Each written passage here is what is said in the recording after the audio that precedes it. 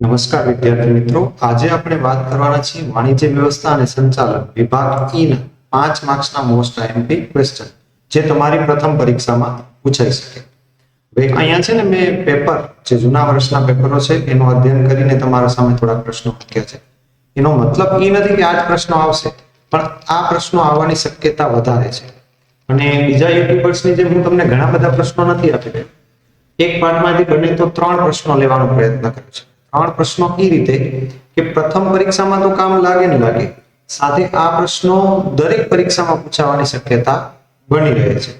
તો આશા છે કે તમને ગમશે આ વિડીયો. તો ઝડપથી આપણે શરૂઆત કરી.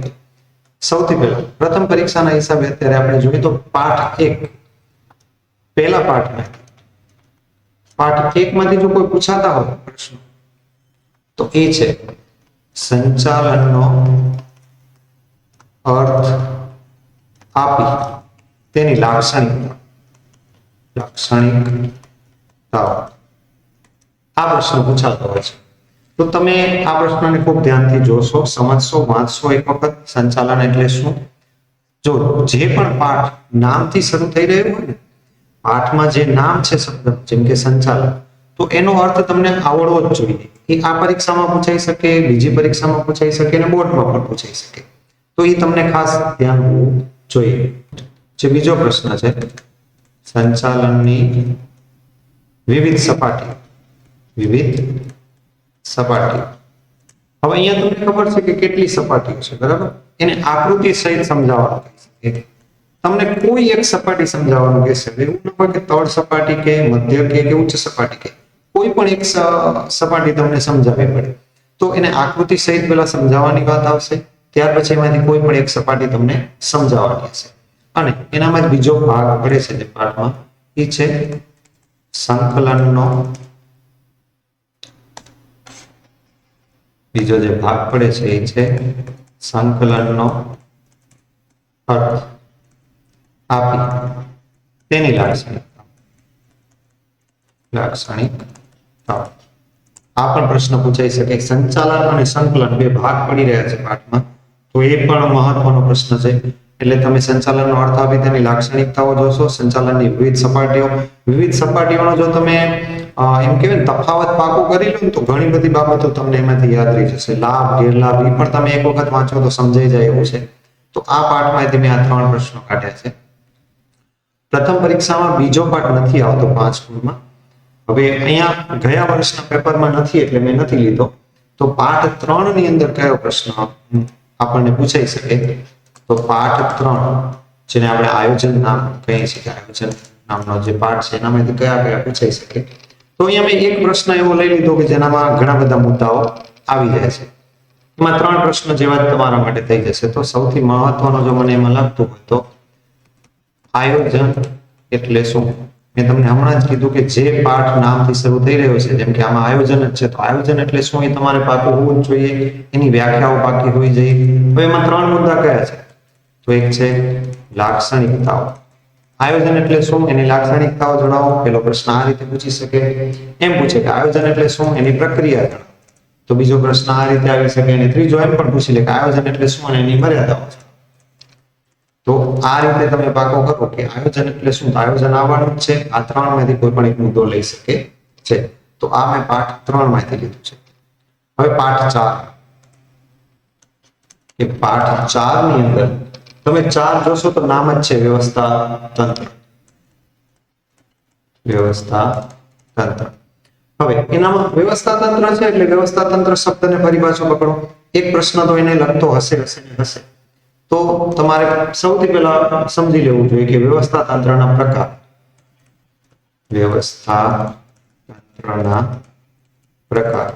બરાબર? પ્રકારો વિશે સવિસ્તાર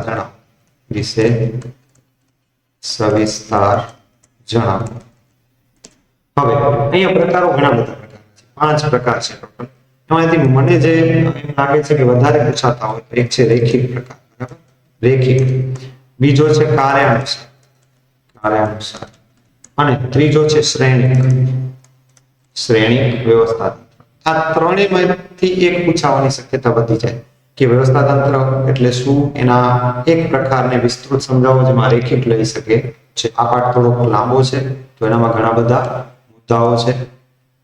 પછી જો આ જ પાઠમાંથી બીજું કોઈ હોય તો વિકેન્દ્રીકરણ એક છે, વિકેન્દ્રીકરણ નું મહત્વ સ્પષ્ટ કરો. આ પ્રશ્ન પણ આવી શકે. અને સત્તા સોંપણીનું મહત્વ સ્પષ્ટ કરો. આ બંને પ્રશ્નો એક એક વખત વાંચવાના. આ પ્રશ્નને વધારે ધ્યાન આપવાનું.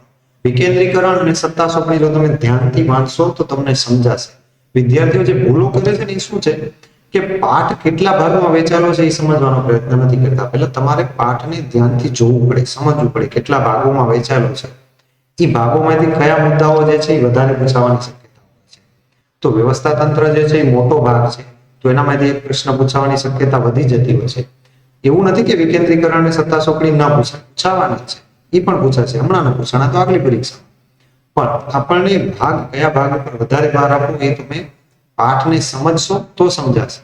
તમે એમને પુસ્તક લઈને કે એમને તમે નવનીત કે ગાઈડ લઈને વાંચવા બેસી જશો ને તો એ તૈયારી યોગ્ય તૈયારી નથી. હવે ચોથા પાઠ પછી પાંચમા પાઠ તો પાઠ 5 જેનું નામ છે કર્મચારી. એક જ મિનિટ.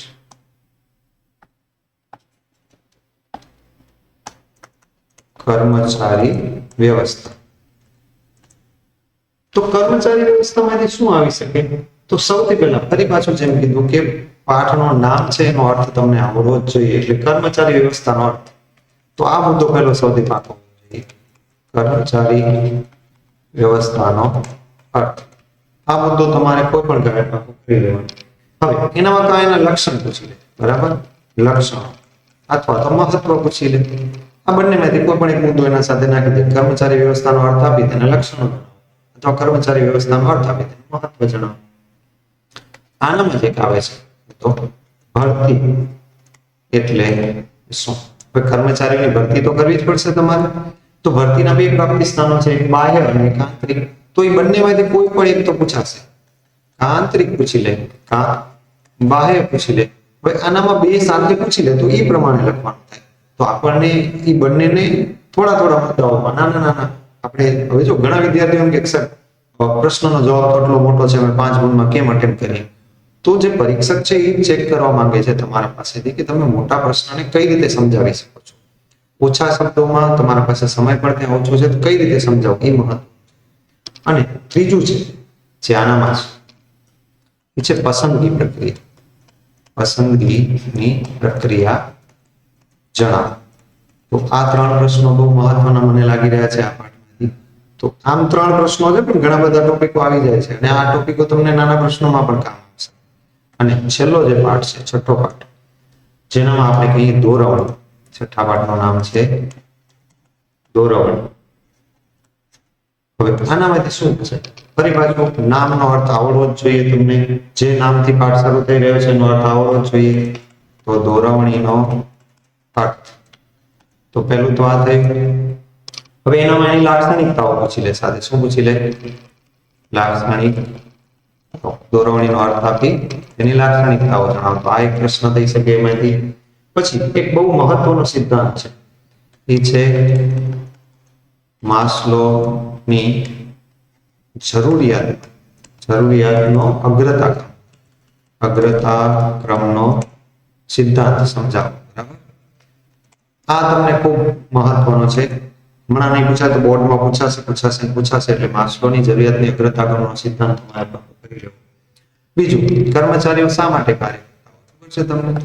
તો સૌથી મહત્વનું પરિબળ હોય તો એ નાણાકીય પ્રોત્સાહન છે. નાણાકીય પ્રોત્સાહન એ સમજાવો. બરાબર? તો આ પણ મહત્વનો પ્રશ્ન બને છે. અને એના પછી આ પાઠમાં ભાગ પડતો હોય તો એ છે માહિતી સંચાર. માહિતી સંચારનો અર્થ. હવે માહિતી સંચારનો અર્થ સાથે બે બાબતો પૂછી શકે એનામાં. એક તો એની લાક્ષણિકતાઓ પૂછી લે, લાક્ષણિકતાઓ. અને બીજો એની મર્યાદાઓ પૂછી લે. બરાબર? મર્યાદાઓ અથવા તો અવરોધો. અહીંયા પાઠની અંદર નામ છે અવરોધો. તો અવરોધો. તો આ બંનેમાંથી એક આવી શકે. માહિતી સંચારનો અર્થ આપી એની લાક્ષણિકતા જણાવો અથવા એના અવરોધો સમજાવો. અવરોધો દૂર કરવાની બાબતો પણ તમે એનામાં લખી શકો. તો આજે આપણે 6 પાઠની વાત કરી. એમાંથી મને એવા લાગતા પોટેન્શિયલ પ્રશ્નો કે જે પૂછાઈ શકે પહેલી પરીક્ષામાં એ મેં તમારા સામે મૂક્યા છે. આનો મતલબ એવો નથી થતો કે આ જ પ્રશ્નો આવે, પણ આ પ્રશ્નો આવવાની શક્યતાઓ વધી જાય છે. તો તમે એ પ્રમાણે તૈયારી કરશો. મેં જેમ કીધું એમ એમાં ખાસ ધ્યાન રાખવાનું કે જે શબ્દથી પાઠની શરૂઆત થઈ રહી છે, જે ટાઇટલની અંદર જ શબ્દ છે, એનો અર્થ તો તમને આવડવો જ જોઈએ. તો આજ માટે આટલું જ રાખીએ. Thank you. ફરી મળીશું પાછા બીજા વિડીયોની અંદર. જો તમને વિડીયો ગમે તો શેર કરો તમારા મિત્રો સુધી. અન્ય કોઈ ડાઉટ હોય તો તમે મને કોમેન્ટમાં જણાવી શકો.